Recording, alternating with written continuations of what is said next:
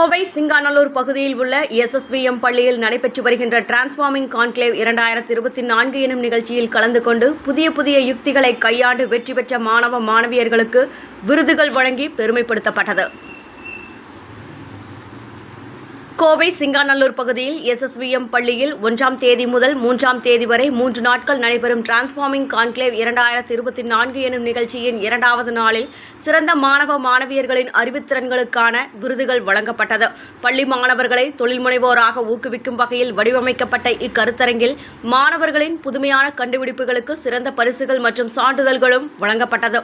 இந்த கருத்தரங்கில் அல்மா கல்லூரியின் மூத்த துணைத் தலைவரும் முதன்மை செயல் அதிகாரியுமான திமோதி பின்னோ கலந்து கொண்டு சாதனை படைத்த மாணவ மாணவியர்களுக்கு விருதுகளை வழங்கினார்.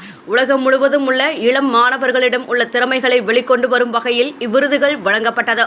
இந்த போட்டிகளில் கலந்து கொள்ள உத்தரப்பிரதேசம், ராஜஸ்தான், மத்திய பிரதேசம், குஜராத் மற்றும் அசாம் போன்ற மாநிலங்களில் உள்ள பள்ளிகளில் இருந்து 250க்கும் மேற்பட்ட மாணவ மாணவியர்கள் கலந்து கொண்டு தங்களது தனித்திறன் மற்றும் குழுத்திறன்களை வெளிப்படுத்தினர். இதில் சிறந்த திறன்களை வெளிப்படுத்திய கோவையைச் சேர்ந்த சின்மயா பள்ளி மாணவர்களான ஜெயமங்கலம் மோடி, அர்ணவ் அகர்வால் மற்றும் கதிக் சவாச்சாரியா ஆகியோர் புவி வெப்பமயமாதல் குறித்த மூலக்கூறுகளை கண்டறிந்து முதல் பரிசை வென்றனர். இவர்களுக்கு முதல் பரிசுக்கான தொகை 1 லட்சம் மற்றும் சான்றிதழ்கள் வழங்கப்பட்டது. 2வது பரிசை சென்னை நாராயணா டெக்னோவைச் சேர்ந்த பள்ளி மாணவர்களும், 3ஆம் பரிசை ராஜபாளையம் ஸ்ரீ ரமணா அகாடமி சீனியர் மேல்நிலைப்பள்ளி மாணவர்களும் பெற்றனர்.